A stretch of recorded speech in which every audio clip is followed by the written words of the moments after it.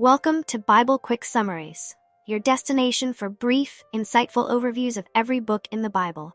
Hi, I'm Faith, and I'm excited to guide you through the Bible, one book at a time, with quick and easy-to-digest summaries. Summary of the Book of Exodus. The Book of Exodus is the second book of the Bible and is a foundational narrative for the Jewish, Christian, and Islamic faiths. It recounts the story of the Israelites' enslavement in Egypt, their liberation under the leadership of Moses, and their journey towards the Promised Land. The book is divided into two main parts: the Israelites' deliverance from Egypt and the establishment of their covenant with God at Mount Sinai. 1. Enslavement in Egypt, Exodus 1-2. Exodus begins by describing the Israelites' growing population in Egypt, which made the Egyptian pharaoh fearful that they might become too powerful. In response, Pharaoh enslaved the Israelites and subjected them to harsh labor, hoping to weaken them. Despite this, the Israelites continued to multiply, leading Pharaoh to command that all newborn Hebrew boys be killed.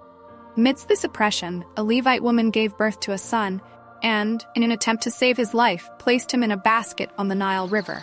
This child was found by Pharaoh's daughter, who named him Moses and raised him as her own. When Moses grew up, he became aware of his Hebrew heritage. One day, he killed an Egyptian who was beating a Hebrew slave and, fearing retribution, fled to the land of Midian.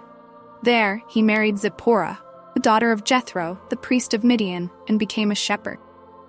2. The Call of Moses, Exodus 3-4. While tending his father-in-law's flock, Moses encountered a burning bush on Mount Horeb, Sinai, that was not consumed by the flames. God spoke to Moses from the bush, revealing his name as Yahweh, I am who I am, and instructing Moses to return to Egypt to lead the Israelites out of slavery. God promised to be with Moses and gave him signs to perform before Pharaoh, but Moses was reluctant and expressed doubts about his ability to lead. God reassured Moses and appointed his brother Aaron as his spokesperson. 3. The 10 Plagues, Exodus 5-11. Moses and Aaron returned to Egypt and demanded that Pharaoh let the Israelites go to worship their God in the wilderness. Pharaoh refused, and God sent a series of 10 plagues upon Egypt to compel Pharaoh to release the Israelites. Plagues included water turning to blood. The Nile River and all water sources in Egypt turned to blood, killing fish and making the water undrinkable. Frogs. Swarms of frogs invaded the land, entering homes and disrupting daily life. Gnats. The dust of the earth became gnats that plagued both people and animals. Flies. Dense swarms of flies filled the houses and land of Egypt. Livestock disease. A severe disease killed the Egyptians' livestock. Boils. Painful boils broke out on the skin of the Egyptians and their animals. Hail. A devastating hailstorm destroyed crops, livestock, and trees. Locusts. A swarm of locusts consumed any remaining crops and vegetation. Darkness. A thick darkness covered Egypt for 3 days, except in the land of Goshen where the Israelites lived. Death of the firstborn. The final and most severe plague was the death of all firstborn males in Egypt, including Pharaoh's son. However, the Israelites were spared by marking their doorposts with the blood of a lamb, a sign for the angel of death to pass over their homes. This event is commemorated in the Jewish festival of Passover. Pharaoh finally relented after the death of the firstborns and allowed the Israelites to leave Egypt. 4. The Exodus and the crossing of the Red Sea, Exodus 12-15. The Israelites left Egypt in haste, taking with them unleavened bread as they had no time to let their dough rise. God led them out of Egypt, guiding them by a pillar of cloud by day and a pillar of fire by night. As they journeyed, Pharaoh changed his mind and pursued the Israelites with his army. The Israelites found themselves trapped between Pharaoh's forces and the Red Sea. In a dramatic display of God's power, Moses stretched out his hand over the sea, and God parted the waters, allowing the Israelites to cross on dry ground. When the Egyptians attempted to follow, the waters returned, drowning Pharaoh's army.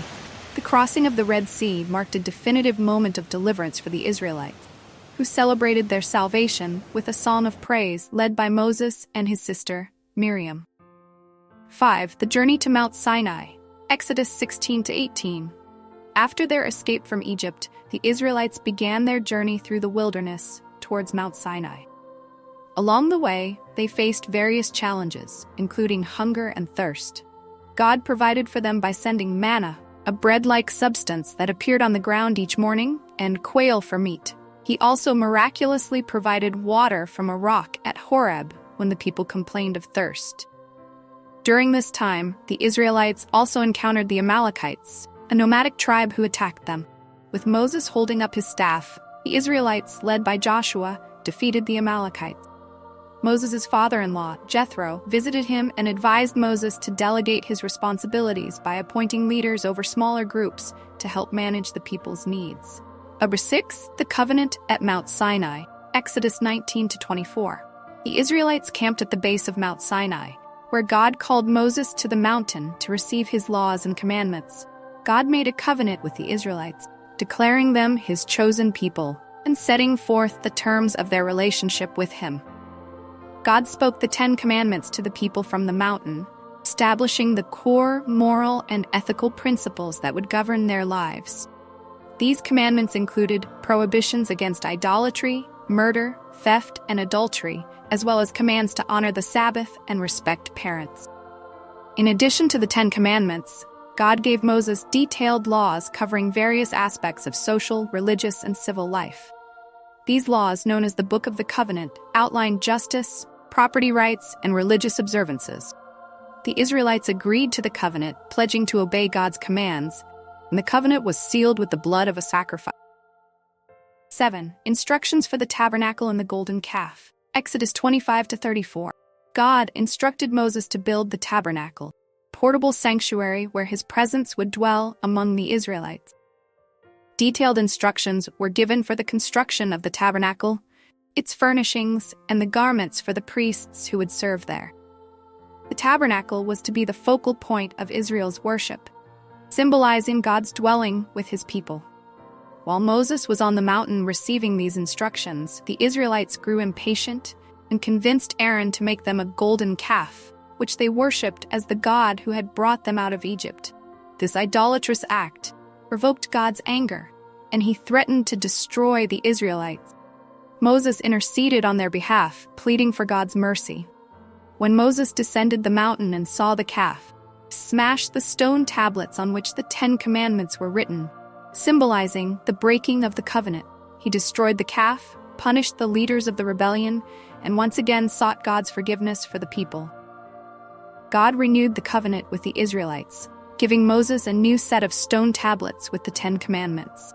The construction of the tabernacle resumed, and the people gave generously of their resources and labor. Completed.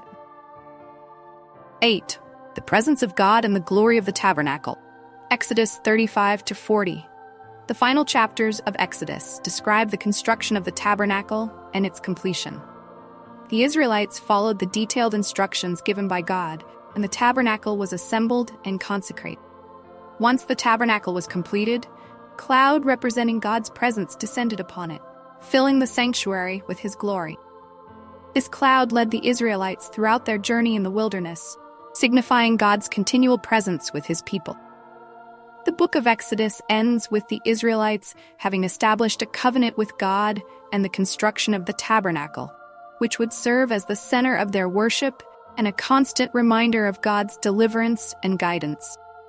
The book of Exodus is a profound narrative of liberation, covenant, and divine presence. It chronicles the journey of the Israelites from slavery in Egypt to becoming a nation bound by a covenant with God. Through the dramatic events of the Exodus, the giving of the law at Mount Sinai, and the construction of the tabernacle, Exodus reveals God's power, faithfulness, and desire to dwell among his people. Don't forget to subscribe and hit the bell icon so you never miss an update.